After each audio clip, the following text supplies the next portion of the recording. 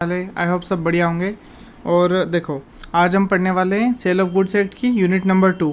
बहुत ही easy unit है। Conditions and warranties 4-5 चीज़ें हैं। कंडीशन समझ लो, वारंटी समझ लो, इम्प्लाइड कंडीशन समझ लो, इम्प्लाइड वारंटी समझ लो, और केविएट एम्प्टर क्या होता है, लेट द बायर बिहेवियर, उसका क्या कर लो अपना 4-5 उसके एक्सेप्शन है, 5-6 वो समझ लो बस। मतलब विल ट्राई कि हम 25 to 30 मिनट्स में पूरा लेक्चर कंप्लीट कर ले, है ना। और बहुत ही स्पीड में कराऊंगा, लेकिन बहुत ही अंडरस्टैंडिंग के साथ कराऊंगा। अगर कुछ भी डाउट वगैरह भी आता है तो आप लेक्चर के नीचे जो कमेंट सेक्शन है उसमें कमेंट कर सकते हैं, या फिर आप पर्सनली मुझे भी पूछ सकते हैं, ठीक है। Let's begin. मेरा ऐसा प्लान है कि ये जो मैं यूनिट वाइज अभी रिवीजन करा रहा हूँ, ये एग्ज़ाम से पहले आपको एक मैराथन बना के दे दूँ। तो आप 1.5 डेज़ में अगर मैराथन देखना चाहते हो तो वो भी देख सकते हो, अदरवाइज़ ये तो है ही सही, ठीक है। So stipulation as to time. Stipulation बोले तो कंडीशन, ठीक है। स्टिपुलेशन का मतलब होता है कंडीशन। अब देखो यहाँ पढ़ते हैं अपन, let me set the screen. As regard to time for payment of price unless a different intention appears from the terms of contract, stipulation as regard this is not deemed to be essence of contract। मतलब आपको time पे payment करना है, ऐसी condition जो है वो deemed essential नहीं मानी जाती। मतलब कॉन्ट्रैक्ट होता है ना, नॉर्मल कॉन्ट्रैक्ट है। मान लो जैसे ये कॉन्ट्रैक्ट हो रहा है अपना, क्या, ए सेल्स गुड्स टू बी, ठीक है। तो इसमें इसेंशियल या नॉन इसेंशियल क्या है वो समझते हैं। तो इसेंशियल कंडीशन ये है, और नॉन इसेंशियल, पहले दोनों लिख रहा हूँ फिर समझाता हूँ। इसेंशियल कंडीशन है हमारी कि उसको सामने वाले को गुड्स डिलीवर होने चाहिए टाइम पे, गुड्स टाइमली डिलीवर्ड, ठीक है। बट यहीं पे नॉन इसेंशियल क्या है, पेमेंट टाइमली। तो मतलब बाय डिफ़ॉल्ट अगर जैसे अनलेस एक्सप्रेस, मतलब अगर मेंशन नहीं किया गया है तो ऐसा माना जाएगा कि गुड्स जो है वो टाइम पे डिलीवर होना एसेंशियल है, लेकिन पेमेंट जो है वो टाइम पे हो या नहीं हो वो एसेंशियल, मतलब इम्पोर्टेंट नहीं है। यहाँ पे मैंने लिखा है डिलीवरी इम्पोर्टेंट कंडीशन, एक minute, delivery important condition and time not mandatory, ठीक है। ये पूरा पैरे का क्रक्स है। सेक्शन 11 इतनी सी बात में ख़त्म हो जाता है, ठीक है। आगे बढ़े। नेक्स्ट चीज़, इंट्रोडक्शन, कंडीशंस और वारंटीज। अब कंडीशन और वारंटी समझते हैं। सबसे पहले क्या बोल रहा है, condition. Condition is a stipulation, मतलब वो भी उसका मतलब भी कंडीशन ही हुआ। Essential to the main purpose of the contract, मतलब मेन पर्पस के साथ एक कंडीशन डीम्ड है। द ब्रीच मतलब उसका तोड़ना, उसको मतलब नहीं फॉलो करना, non compliance of which gives rise to a right to threat the contract is repudiated. Repudiated का मतलब होता है कैंसिल। तो अगर कंडीशन ब्रीच होती है, कंडीशन का नॉन कंप्लायंस होता है, तो बायर के पास राइट है कि कॉन्ट्रैक्ट को रेपुडिएट कर दे, मतलब कैंसिल कर दे, ठीक है। कुल मिला के एक एग्जांपल देख लेते हैं, एक एग्जांपल दोनों के देख लेते हैं तो ज़्यादा क्लियर हो जाएगा। एक होता है कंडीशन, एक होता है वारंटी। कंडीशन में अगर ब्रीच हुई तो आप कॉन्ट्रैक्ट को कैंसिल कर सकते हो, लेकिन यहीं पे वारंटी अगर ब्रीच होती है तो आप कॉन्ट्रैक्ट को कैंसिल नहीं कर सकते, डैमेजेस क्लेम कर सकते हो। मतलब कि हम यार मेरे साथ धोखा हुआ है तो मैं डैमेजेस क्लेम कर सकता हूँ, ठीक है। Example number 1, P wants to purchase a car from Q, ठीक है, माइलेज 20 किलोमीटर। अब क्या बोल रहा है, Q जो है, जो सेलर है, वो बोल रहा है कि this car will suit you. उसने साफ साफ बोला है मेरे को 20 किलोमीटर पर आवर का, पर लीटर का माइलेज चाहिए, एवरेज चाहिए, ठीक है। Q ने क्या बोला, ये वाली कार आपको सूट करेगी, मतलब उसकी कंडीशन फॉलो होनी चाहिए, मतलब 20 का एवरेज देना चाहिए। अब जो कार है उसका 15 किलोमीटर पर लीटर का ही एवरेज आ रहा है एक्चुअल रियलिटी में। तो इशू कहाँ आया, P ने बहुत क्लियरली बोला था कि 20 किलोमीटर पर लीटर की अपने को एवरेज चाहिए, माइलेज चाहिए, लेकिन रिजल्ट क्या है, रिजल्ट ये है कि 15 किलोमीटर ही है। तो ये कंडीशन ब्रीच हो गई। तो कंडीशन ब्रीच हो गई मतलब अब जो P है अपना buyer, he has the right to cancel to repudiate the contract. वो कार रिटर्न कर सकता है, पूरा पैसा ले सकता है, ठीक है। यहीं पे सेकंड अपना आया वारंटी, ठीक है। Warranty is stipulation collateral, collateral मतलब उसके साथ अटैच्ड है to the main purpose of contract, मतलब मेन पर्पस के साथ साथ कोलेट्रल है, मतलब अटैच्ड है, मेन कंडीशन नहीं है। The breach of which gives the rise to claim for damages but not to right to reject the goods and treat the contract as repudiated. मतलब condition वाली पावर उसमें नहीं है, लेकिन क्या कर सकता है, डैमेजेस क्लेम कर सकता है। कंडीशन में क्या कर सकता है, अपना डैमेजेस भी क्लेम कर सकता है और कॉन्ट्रैक्ट कैंसिल भी कर सकता है, ठीक है। मतलब ये समझ लो आप, अगर मैं ये एक सर्कल बनाऊँ, ये हो गया हमारा कंडीशन, जिसमें क्या कर सकते हैं, डैमेजेस भी कर सकते हैं और प्राइस भी क्लेम कर सकते हैं, ठीक है। लेकिन ये जो इतना सा पार्ट है ना डैमेजेस वाला, ये इतना सा वाला, ये है हमारा वारंटी, ठीक है। तो warranty is a subset of condition, ठीक है। इतना समझ में आ गया। ये मैंने 5 मिनट सिर्फ इतनी सी छोटी चीज़ पे दिए हैं, उसका कारण ये है कि यूनिट का नाम देख लो, कंडीशन एंड वारंटी। अगर ये चीज़ अपन ने कर ली तो अपना बेस सेट हो गया है, तो अब आराम से आगे स्पीड में कर सकते हैं, ठीक है। इसका भी एक एग्जांपल देख लो। राम कंसल्ट श्याम, अब motor car dealer for a car suitable for touring purpose. क्या टूरिंग पर्पज़ के लिए उसको कार चाहिए। Shyam suggest Maruti and Ram accordingly buys it from Shyam. Shyam ने सजेस्ट की मारुति और मारुति खरीद ली राम ने, ठीक है। The car turns out to be unfit for touring purposes. Here the term car should be suitable for touring purposes is a condition of contract. Condition of contract है।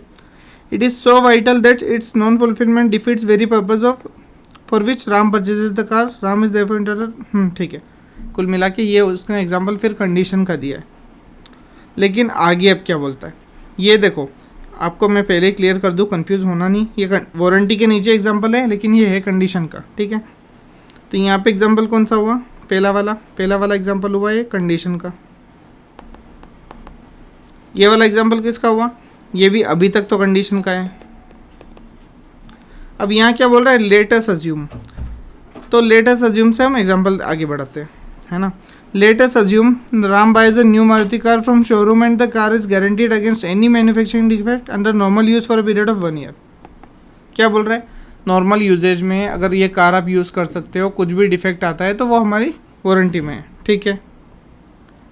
In the event of manufacturing defect there is a warranty. Warranty मैंने पहले ही बोला था, मतलब replacement नहीं करते, warranty लेते हैं जनरली कार्स में। For replacement of defective part if can not be properly prepared. पहले प्रिपेयर करेंगे, वरना डिफेक्टिव पार्ट रिप्लेस करेंगे, ना कि पूरी कार, ठीक है। After 6 months Ram finds that the horn of the car is not working. Here in this case he can not terminate the contract. मतलब कॉन्ट्रैक्ट टर्मिनेट तो नहीं कर सकता, ठीक है। तो क्या कर सकता है, अगर टर्मिनेट नहीं कर सकता है तो देखो, the manufacturer can either get it prepared और replace it with new horn. Ram gets right to claim for damages. Claim for damages ये जहाँ आ जाए, मतलब कि क्या हुआ, किसका एग्जांपल हुआ, ये एग्जांपल हुआ अपना वारंटी का, ठीक है। क्यों, क्योंकि सिर्फ वो क्लेम कर सकता है डैमेजेस और रिप्लेस्ड पार्ट को रिप्लेस करवा सकता है, ना कि पूरा कार एक्सचेंज कर सकता है, ठीक है। आया दोनों चीज़ समझ में। कंडीशन वारंटी में वो समझते हैं डिफरेंस। एक मिनट, इतना समझ में आ रहा है, कोई डाउट तो नहीं है, ठीक है।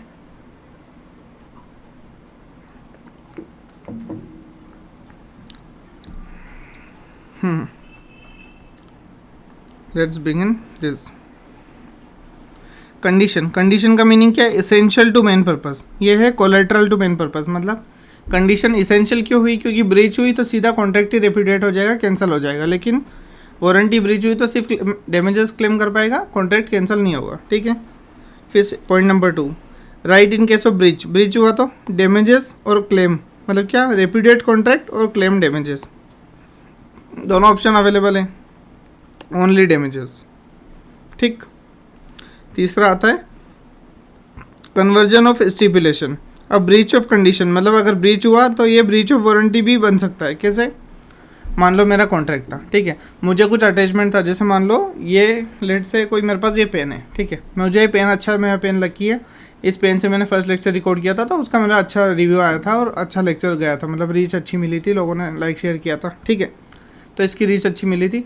अब ये पेन हो गया ख़राब, मैंने 1 ईयर की वारंटी में लिया था, तो मैंने सामने वाले को दिया, सामने वाले ने बोला, कंडीशन वाला केस था कि पेन अगर 1 साल तक कुछ भी हुआ तो हम पूरा बदल देंगे।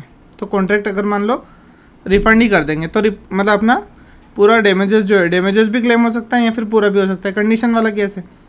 तो अगर मैं चाहता हूँ कि नहीं भैया आप तो सही करके दे दो, मेरा लकी पेन है, तो मेरे हाथ में ऑप्शन है कि मैं इसको एज अ वारंटी ट्रीट करूँ और सिर्फ डैमेजेस ही क्लेम करूँ, ना कि पूरा कॉन्ट्रैक्ट कैंसिल करूँ, रेपुडिएट करूँ, ठीक है।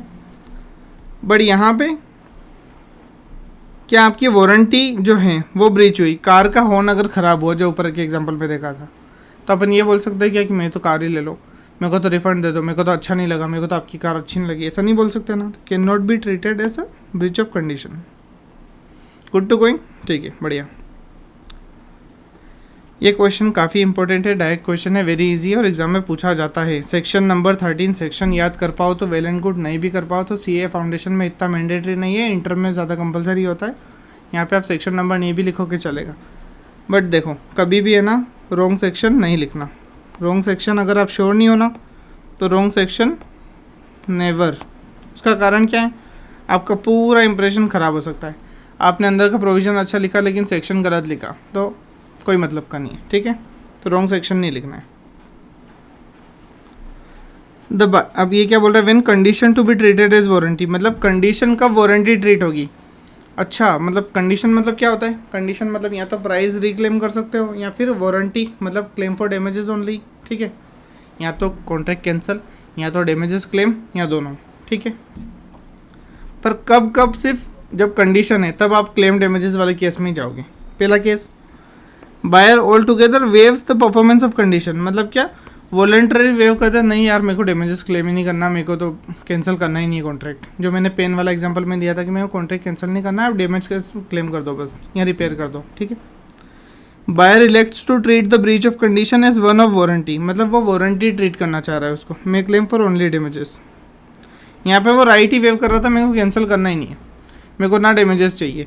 यहाँ पे क्या कर रहा है वो कि सिर्फ डैमेजेस चाहिए। फिर तीसरा, contract is non severable, okay, buyer accepted either the whole goods और पार्ट देयर ऑफ। अब देखो इसका एग्जांपल, बासमती राइस और लोअर क्वालिटी राइस मिक्स थे, क्यों, क्योंकि हमको खिचड़ी बनानी थी, तो चावल भी आ गए और अपने जो टुकड़े वाले टुकड़ी आती जो वो भी आ गए, ठीक है। तो अब क्या हुआ, कॉन्ट्रैक्ट बिकम्स नॉन सेवरेबल। मान लो हमने बोला कि अरे यार ये जो बासमती है ना ये अच्छे नहीं लग रहे, ये अच्छी क्वालिटी के नहीं है, तो भैया आप सेपरेट कैसे करोगे, यहाँ जाके बैठोगे थोड़ी कि इनको छोटे छोटे को अलग करो बड़े बड़े को अलग करो, ये तो नहीं हो पाएगा, तो नॉन सेवरेबल है। तो इस वजह से हम बासमती को भी कैंसिल कॉन्ट्रैक्ट नहीं कर सकते क्योंकि हमने आधे गुड्स एक्सेप्ट कर लिए, ठीक है। फिर आता है हमारा एक और, फुलफिलमेंट ऑफ एनी कंडीशन और warranty is excused by law. अगर लॉ बोल दे कि भैया ये गारंटी या ये अपना कंडीशन फुलफिल नहीं होगी तो वो वारंटी बन जाएगी, सिर्फ डैमेजेस मिल पाएंगे, ठीक है। देखो वॉलेंट्री कौन से, waives performance, elect to treat, condition is warranty. Compulsory कौन से, नॉन सेवरेबिलिटी और फुलफिलमेंट बाय लॉ। जो भी एक्सक्यूज़ है उसका लॉ बोल रहा है कि नहीं करना है, ठीक है।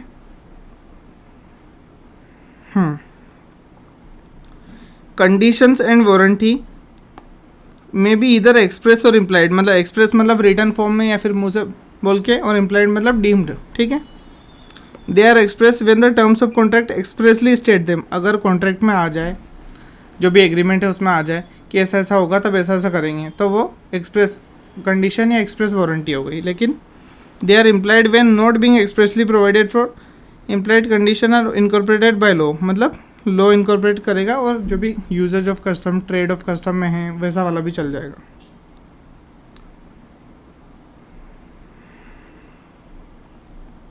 अब एक एक पढ़ते, पहले इम्प्लाइड कंडीशन क्या है फिर इम्प्लाइड वारंटी पढ़ेंगे, ठीक है। इम्प्लाइड कंडीशन है हमारी ये सारी कंडीशन एज टू टाइटल। देखो, in every contract of sale unless there is an agreement to the contrary the first implied condition on the part of the seller is that, क्या first condition क्या कि title सही मिलेगा आपको। In case of sale right to sell the goods, मतलब अगर आपने मान लो ये पेन मैंने किसी से खरीदी तो मेरे को राइट मिलता है इस पेन को आगे सेल करने का, मतलब मेरे पास टाइटल है इस पेन का, ठीक है।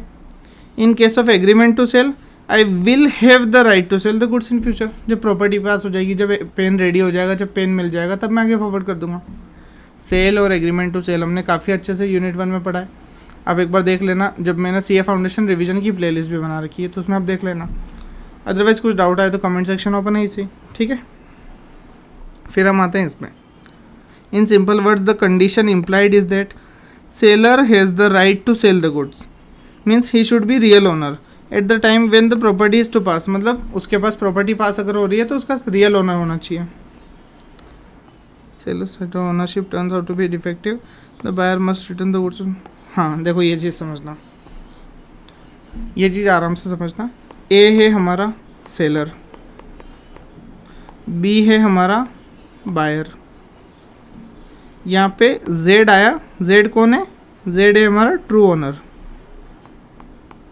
ए ने क्या किया था, एक कार है जो यहाँ से उठा के यहाँ लाया और यहाँ से उठा के इसको सेल कर दिया। यहाँ किया थेफ्ट, मतलब चोरी, यहाँ से चोरी की और यहाँ जाके इसको सेल कर दी। अब कल को क्या, ट्रैफिक में कार मिल गई, कार किसको मिली, जेड को, ट्रैफिक सिग्नल पे खड़ा था, कार मिल गई, जेड ने केस कर दिया। तो इस केस में होगा क्या, जो है कंक्लूजन बताता हूँ मैं आपको। कंक्लूजन ये होगा, उसका तो गुड टाइटल था, किसका, जेड का, लेकिन ए का गुड टाइटल नहीं था, मतलब बी ट्रू ओनर नहीं हुआ, एक्चुअल ओनर नहीं हुआ। उस केस में पहली चीज़, रिटर्न कार टू जेड, क्यों, क्योंकि वो ट्रू ओनर है, ट्रू ओनर। ठीक है भैया, हो गया। फिर सेकंड पॉइंट, पहली condition return car, second point क्या आएगा, क्लेम डैमेजेस, यहाँ अपना फुल अमाउंट जो भी उसको करना है, फुल अमाउंट लेने का उसको राइट है, फ्रॉम होम ए। आए समझ में, आपको उसको कार देनी पड़ेगी, भले आपने कितने ही गुड फेथ में वो कार खरीदी हो। ठीक है, ये मैंने ये वाला एग्जांपल यहाँ समझा दिया, ये ट्रैक्टर खरीद रहा था, मैंने कार खरीदवा दी, कोई बात नहीं, चलता है। सेल बाय डिस्क्रिप्शन, अगर हमने बोला है कि ये वाली चीज़ ही हमको चाहिए और वो अगर कंडीशन पूरी नहीं हुई तो इम्प्लाइड, ये कौन सा पढ़ रहे हैं हम, इम्प्लाइड कंडीशन, मतलब हमें राइट है कॉन्ट्रैक्ट को कैंसिल करने का। ठीक है, देख लेते एक बार। Where there is a contract of sale of goods by description, मतलब हम स्पेसिफिक बता रहे हैं। इम्प्लाइड कंडीशन होगी कि डिस्क्रिप्शन वाला ही गुड्स मिलना चाहिए, अदरवाइज गुड्स अपन रिटर्न कर सकते हैं, कैंसिल कॉन्ट्रैक्ट कर सकते हैं। This rule is based on the principle that if you contract to sell the peas you can not compel the buyer to take beans. अगर आपने सेल का एग्रीमेंट किया है कि हम पीस बेचेंगे, मतलब मटर बेचेंगे, तब बीन्स नहीं बेच सकते सामने वाले को। ठीक है, बेसिक चीज़ थी, मतलब इसने कोई बहुत ऐसा क्रेजी नहीं लिख दिया, बट ठीक है, अपना काम हो गया ना, आगे बढ़ो। It is a condition which goes to the root of the contract and breach of it entitles the buyer to reject the goods whether the buyer is able to inspect them और not. मतलब अगर मान लो मैंने बोला कि मुझे ये मैगी वाला मसाला दे दो, या फिर मान लो मैगी का पैकेट दे दो, या फिर मैंने कुछ भी बोला कि बासमती के चावल दे दो, भले खुले ही क्यों ना हो, मैंने इंस्पेक्ट भी कर लिया या इंस्पेक्ट नहीं भी किया, दोनों केस में मैं जो कॉन्ट्रैक्ट है उसको कैंसिल कर सकता हूँ। उसका कारण क्या है, क्योंकि मैंने डिस्क्रिप्शन दिया था कि मुझे बासमती के ही चावल चाहिए। ठीक है, तो मैं इंस्पेक्ट करूँ या मैं इंस्पेक्ट ना करूँ, कॉन्ट्रैक्ट कैंसिल करने का राइट मेरे पास रहेगा। सेल बाय सैंपल, अगर सैंपल वाला केस है तो मान लो कोई सैंपल की चीज़ लेनी थी, ठीक है, तो मैंने एक चीज़ ले ली, मान लो ये पेन का एग्जांपल ले लेते हैं। मैंने बोला था कि मेरे को ऐसे वाले पेन कितने चाहिए, 10 पेन चाहिए। उसने बोला एक ले लो, एक मैंने चला के देख लिया, चार्ज करके देख लिया, एक दिन यूज़ किया, अच्छा लगा, मैंने बोला 10 पेन ऑर्डर दे दे। तो मैंने क्या इसके बेसिस पे दिया, तो अगर इससे वो डिफ्रेंशिएट हो तो मैं कॉन्ट्रैक्ट कैंसिल कर सकता हूँ। ठीक है, बस यही है। Buyer shall have reasonable opportunity of comparing the bulk with the sample, मतलब उसको अपॉर्चुनिटी मिलनी चाहिए। ठीक है, फिर चलो एक बार पढ़ लेते हैं सेल बाय सैंपल, क्योंकि उसमें 3 कंडीशन है ना। देखो मेरा ऐसा रहता है, मैंने समझा भी दिया ना, फिर भी मुझे ऐसा लगता है कि ये इंपॉर्टेंट है थोड़ा। सेक्शन 17 क्यों, क्योंकि ऐसे कभी कभी ऐसे क्वेश्चन पूछता है जहाँ आपकी नज़र भी नहीं जाती। In a contract of sale by sample this is implied condition. Implied condition क्या होगी कि जो है बायर अपना, ठीक है, buyer shall correspond sample in quality, मतलब सैंपल क्वालिटी के हिसाब से वो चेक करेगा। फिर रीजनेबल अपॉर्चुनिटी चाहिए कि बल्क से वो सैंपल कंपेयर कर सके। ठीक है, फिर फ्री फ्रॉम एनी डिफेक्ट, अगर कुछ भी अगर डिफेक्ट होता है, क्या सेलेबल कंडीशन नहीं, मर्चेंटेबल आगे हम पढ़ेंगे। मतलब कि जैसे मान लो मैंने पेन बेचा, पेन खरीदा, 10 पेन लिए, आगे मेरे को बेचने थे, मैंने 100 रुपये के खरीदे, 150 रुपये के, 120 रुपये के बेचने थे। अगर मैंने एक देखा था, मैंने बोला 10 सेम चाहिए, लेकिन अगर मुझे सेम नहीं मिलता है तो मैं रिटर्न कर सकता हूँ। क्यों रिटर्न कर सकता हूँ, क्यों, क्योंकि मैंने जो मांगा था वो नहीं मिला। दूसरी बात, मेरे को आगे बेचना था, लेकिन ये तो आधे घंटे में बंद हो रहे हैं, चार्ज होने में 3 घंटे लग रहे हैं, तो ये नॉन सेलेबल है, मतलब फ्यूचर में आगे हम बेच नहीं सकता। या फिर ये वाला जो नोड है ये है ही नहीं, या फिर मान लो ये लाइट्स देख ही नहीं रही है, तो ये नॉन सेलेबल कंडीशन है, नॉन मर्चेंटेबल कंडीशन है, तो उस केस में हम रिटर्न कर सकते हैं। ठीक है, sale by sample as well as description, मतलब अभी ऊपर बढ़ा है सैंपल और डिस्क्रिप्शन दोनों की। अगर हमने बोला कि एक सैंपल दे दो और यही वाला पेन ऐसा ही इसी कंपनी का पेन मुझे 10 और दे दो, तो सैंपल भी हो गया, डिस्क्रिप्शन भी हो गया, तो दोनों मैच करने चाहिए, अदरवाइज कैंसिल कर सकते हैं। Both conditions to be complied. ठीक है। कंडीशन 2 क्वालिटी और फिटनेस। ठीक है, क्वालिटी और फिटनेस बोले तो कि ये चीज़ अच्छे से होनी चाहिए, व्यवस्थित होनी चाहिए, आगे सेलेबल होनी चाहिए, इस टाइप की कंडीशन है मेनली। अब देखो, provide the following conditions are follow. क्या क्या कंडीशन फॉलो होनी चाहिए? Buyer should have made known the seller the purpose. Seller को पर्पस बता दो कि हमारा ये पर्पस है, ये पर्पस फुलफिल होगा तभी हम आगे बढ़ेंगे। ठीक है। बायर रिलाई कर रहा है कौन? सेलर की स्किल और जजमेंट पे। उसने कंडीशन बताई कि मेरी ये रिक्वायरमेंट है, मेरा ये पर्पस है, तो अब वो रिलाई कर रहा है किस पे? सेलर पे, कि ये पर्पस फुलफिल हो जाए, ऐसी ही चीज़ मुझे देगा सामने वाला। ठीक है।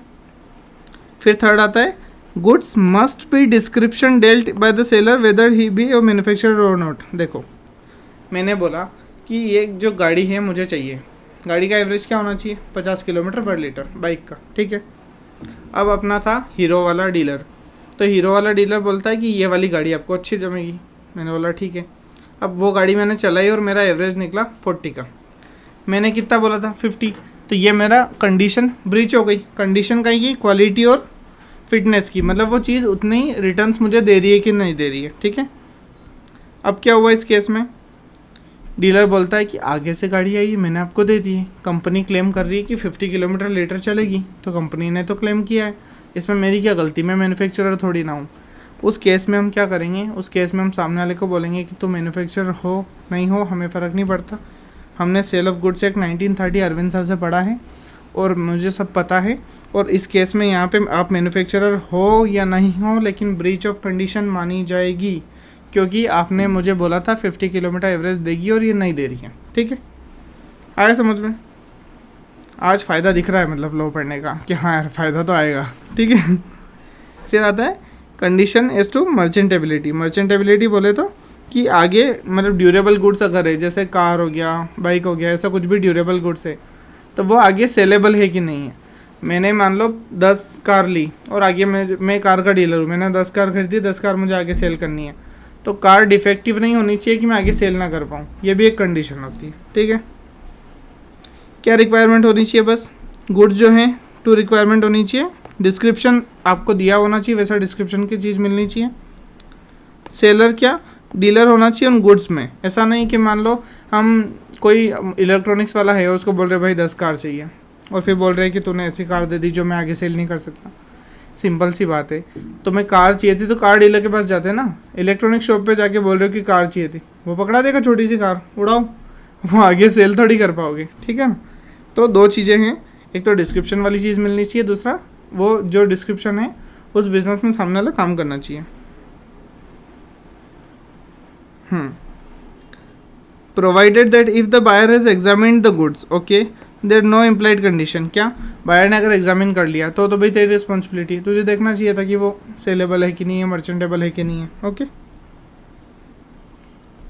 आई होप ये लास्ट है ना। Condition is two wholesomeness. Wholesomeness मतलब अच्छी कंडीशन में होना चाहिए। जैसे आपने पेरिशेबल गुड्स लिए, पेरिशेबल गुड्स इस स्थिति में होना चाहिए कि हम कंज्यूम कर सके या आगे सेल कर सके। ठीक है। तो ये कंज्यूमेबल गुड्स के केस में हो गया। इन केस ऑफ देखो ईटेबल्स, ठीक है, ये किस केस में? ईटेबल्स मतलब पेरिशेबल और अपने खाने पीने की चीज़ों में। ये ड्यूरेबल गुड्स में मतलब आगे रीसेल या फिर कार, इलेक्ट्रॉनिक्स, इस टाइप की चीज़ों में। फिर आता है इम्प्लाइड वारंटी। इम्प्लाइड वारंटी में क्या होगा? इम्प्लाइड वारंटी में कि ये डीम्ड इम्प्लाइड वारंटी है, कि ये वारंटी मतलब मान लो कि ये वारंटी है तो हम डैमेजेस वगैरह क्लेम कर सकते हैं और इसको एक्सप्रेस करने की ज़रूरत नहीं है। ठीक है। तो implied warranty, an implied warranty that buyer shall have and enjoy quiet possession of goods if later on disturbed it shall be breach of warranty. मतलब कोई चीज़ आपने खरीदी है और सामने वाला आके बोले कि आप ये चीज़ यूज़ नहीं कर सकते हो, आप ये चीज़ आपने ये चीज़ क्यों खरीदी, आप ये चीज़ आगे नहीं बेच सकते हो, तो ऐसा कुछ भी अगर केस आता है, मतलब अनडिस्टर्ब्ड पोजीशन, मतलब कोई डिस्टर्ब कर रहा है आपको उस चीज़ को लेके, तो आप सामने वाले पे पूरा कॉन्ट्रैक्ट भी कैंसिल कर सकते हो और डैमेजेस भी क्लेम कर सकते हो। ठीक है। देखो यहाँ पे example, X is entitled for to damages of not only the price but also cost of repairs, मतलब रिपेयर्स वगैरह के लिए भी वो ले सकता है पैसा। फिर यहाँ पे वारंटी, वारंटी में क्या? An implied warranty that the goods shall be free from any charge or encumbrance in favour of, देखो थर्ड पार्टी, मान लो मैंने आपसे गुड्स लिया, ठीक है, एक कार खरीदी। अब कार जो आगे खरीदी है उस पर तो लोन चढ़ा हुआ था, तो बैंक वाले आ गए कि भैया पैसे निकालो। तो मैंने बोला मैंने तो उससे कार ली और फुल एंड फाइनल पेमेंट किया है जितना भी मेरा अमाउंट बनता था, फिर मैं आपको किस बात के पैसे दूँ? मतलब उस पर चार्ज क्रिएटेड था, इनकम्बरेंस क्रिएटेड था, तो उसके फ्री की अपने को चीज़ मिलेगी। अगर वो चार्ज वगैरह क्रिएटेड है तो वो सेलर सामने वाले को देगा, किसको? बैंक वालों को, ठीक है। फिर आ गया क्वालिटी और फिटनेस, ये बेसिक चीज़ है। अब देखो क्वालिटी और फिटनेस में क्या होता है, जनरली केवी टेम्पटर क्या बोलता है, let the buyer beware, मतलब बायर खुद का ध्यान रखेगा, है ना। बायर को इतना अवेयरनेस होना चाहिए कि कोई गुड्स खरीदता है तो देख के खरीदे, लेकिन जो भी वो चीज़ खरीदता है उसकी क्वालिटी फिटनेस बेसिक कंडीशन में होना चाहिए, भले बायर देखे ना देखे। तो ये एक्सेप्शन है केवी टेम्पटर का कि थोड़ा बहुत बायर को देखना, मतलब थोड़ा बहुत बायर, ये जो अपना है caveat emptor let the buyer be aware, ये तो बोलता है बायर ही देखे, तो इसने तो सेलर को फ्री कर दिया। लेकिन अब हम आगे पढ़ेंगे इसके एक्सेप्शंस, मतलब कहाँ कहाँ केवी टेम्पटर रूल एप्लीकेबल नहीं होगा, वहाँ बायर सेफ हो जाएगा। ये एक एग्जांपल है, नीचे रिकनेक्ट होगा। फिर डेंजरस नेचर ऑफ गुड्स। अब क्या, अगर मान लो आपने कोई मेडिसिन ली, लेट से नींद की गोली ली, आपने वहाँ से लेके आए, अब जैसे कोई हाई डोज की थी, तो वो है ना एक जो अपना नॉर्मल ह्यूमन बीइंग है, एडल्ट 18+, ठीक है, उसको भी आधी ही खानी है। क्यों? क्योंकि पूरी खाओगे तो आप ज़्यादा स्लीपी फील करोगे, या आप एक दिन थोड़ा सा आप मतलब बेहोश वोश हो सकते हो, या ऐसा कुछ भी रीज़न हो सकता है कि हाई डोजेज हो सकता है, आप पूरा पूरा दिन सो रहे हो, रात के बाद भी दिन सो रहे हो, ठीक है।